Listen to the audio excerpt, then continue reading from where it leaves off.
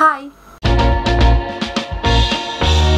Seperti biasa di channel ini kita akan membahas novel. Nah, nanti akan kita urai semua unsur-unsur yang ada di dalam novel tersebut.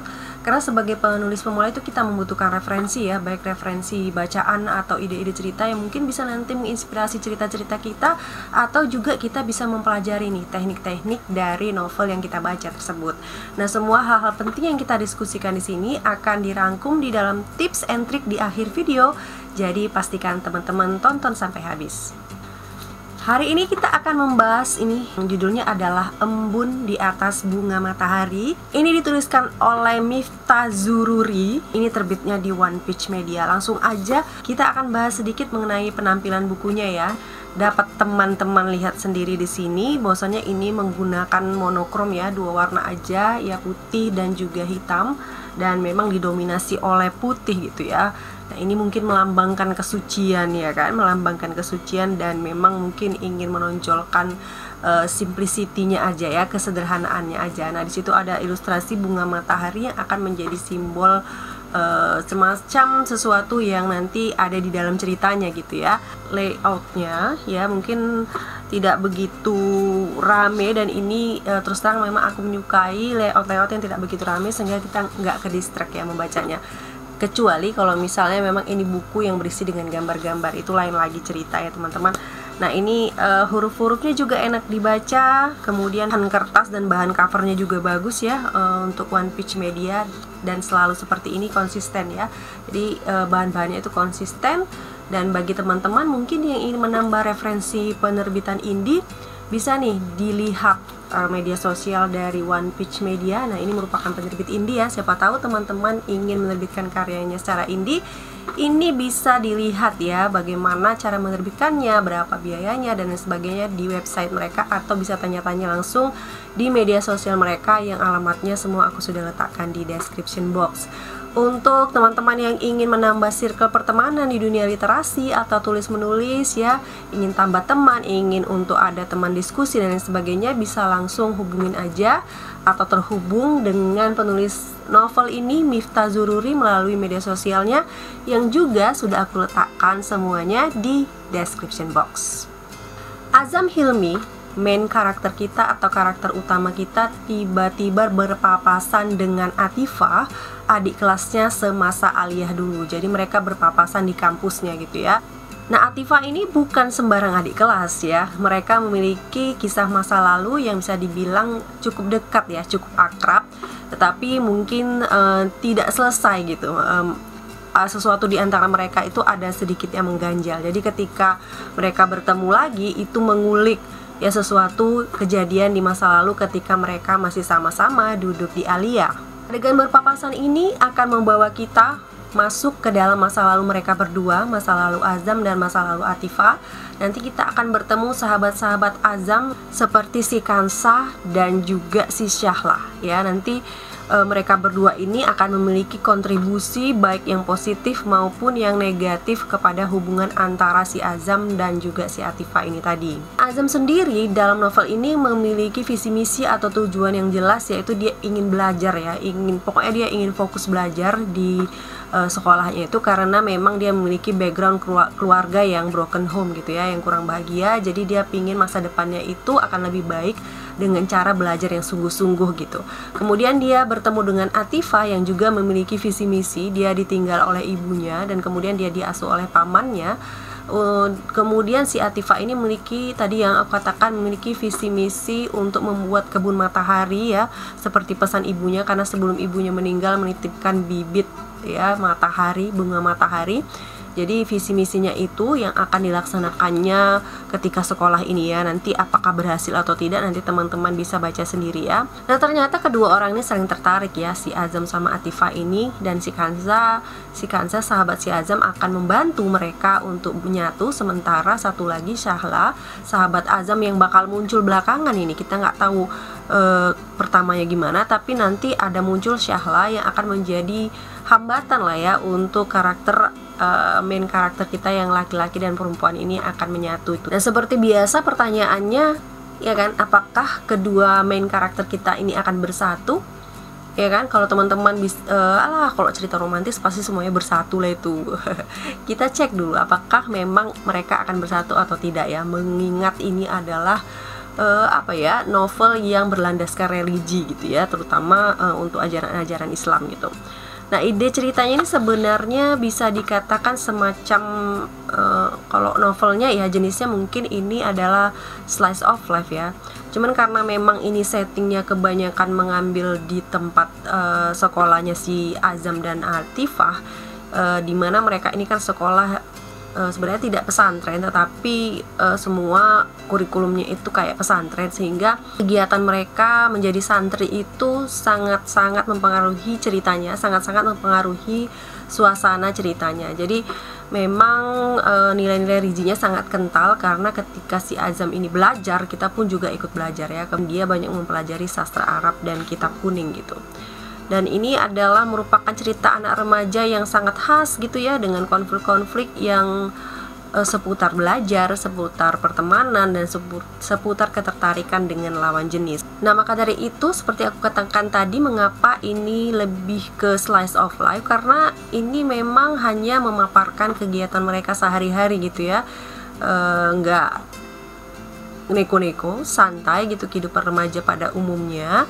Tapi menurutku sih enak gitu ya, dan mengalir, tidak terkesan bertele-tele. Menurutku itu karena gaya bercerita dari Miftah ini itu bikin nenangin gitu ya, bikin nenangin, gak tau kenapa. Pokoknya kalau kita baca itu sangat nyaman sekali dengan kata-kata yang dilontarkannya gitu.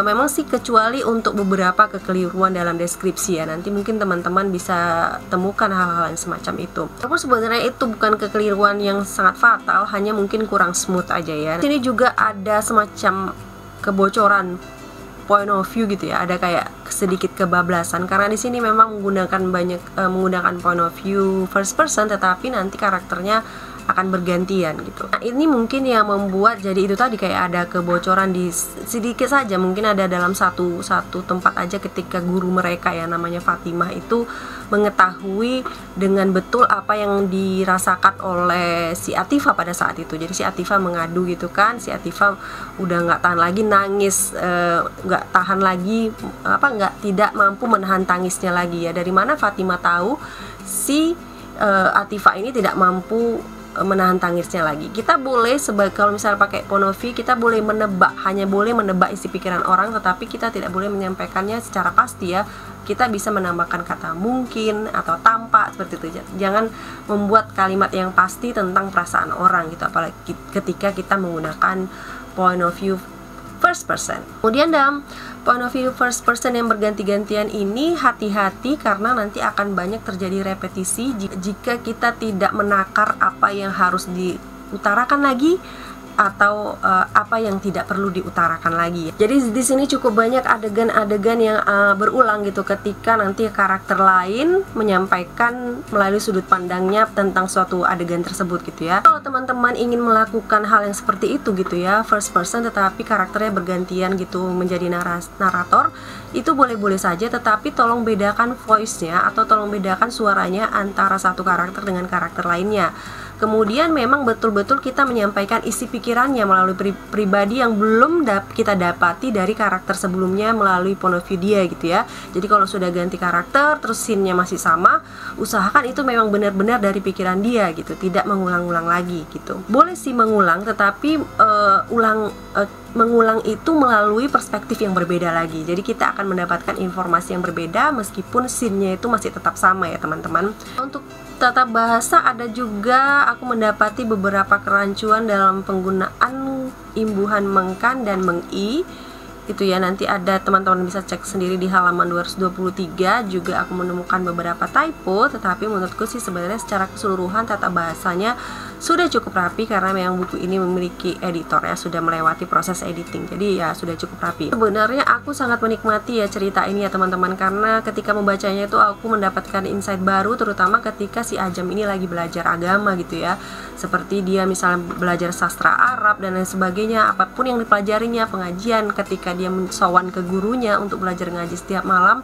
itu ada beberapa kata-kata bijak dari gurunya gitu ya, dari kiainya, yang kemudian menjadi insight bagi kita ya. Jadi ini adalah salah satu cara berdakwah yang cukup cerdas ya teman-teman. Kita tidak seperti digurui, tetapi kita seperti membaca cerita, tetapi kita mendapatkan sesuatu dari cerita tersebut. Nah, karakternya di sini juga kuat menurutku, terutama si Ajam dan si Atifah ini tadi. Sampai-sampai si Atifah itu membuat kita gemes gitu ya. Saking polosnya dia, saking pelin-pelannya dia, atau saking cepatnya dia berasumsi pada suatu hal ya, ciri khas anak remaja seperti itu. Jadi buat kita gemes gitu ya. Jadi ketika kita sudah gemes pada satu karakter fiktif dalam sebuah novel, berarti ya sedikit banyaknya novel itu sudah berhasil ya. Nah, tadi kita berusaha menebak bagaimana endingnya ya ketika dalam sinopsis, apakah mereka bersatu atau tidak. Tapi ternyata ini open ending teman-teman. Sebenarnya ini mengisahkan masa lalunya saja, dan sampai ke ending juga kita masih dibuat berpikir apakah mereka akan bersatu atau tidak gitu ya.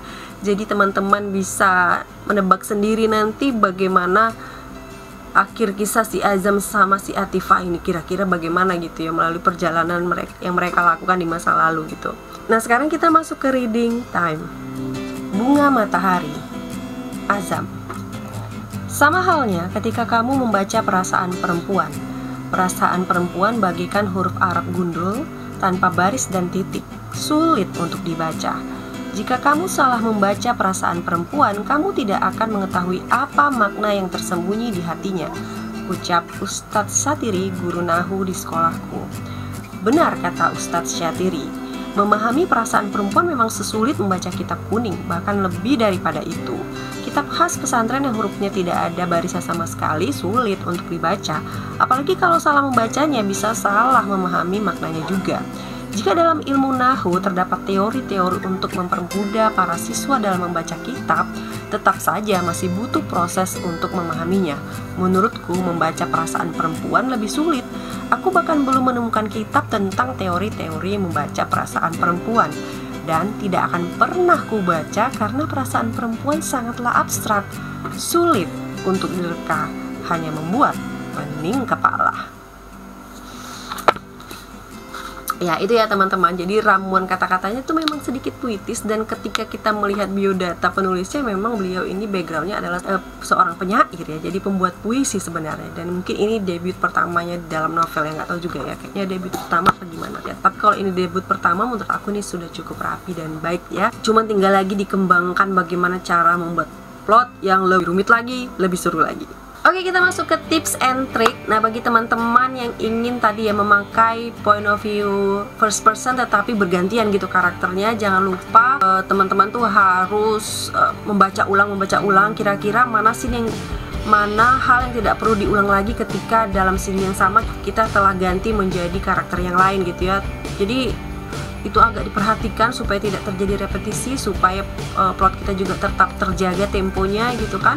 Kebanyakan informasi yang diulang-ulang juga bikin membaca menjadi bosan dan terganggu tensinya nanti ya teman-teman. Apalagi kalau itu misalnya di dalam satu titik yang memang cukup tinggi tensinya, itu bisa sangat-sangat berpengaruh kepada cerita teman-teman nantinya ya. Pokoknya itu harus dilakukan dengan terbaik. Kalau bisa pun ya sebenarnya kalau tidak diperlukan sekali untuk mengganti-ganti point of view seperti ini ya teman-teman gak usah melakukannya gitu. Jadi agak selektif sedikit ketika memilih point of view apa yang dipakai, bagaimana cara memakainya, itu teman-teman nanti bisa coba baca ulang lagi.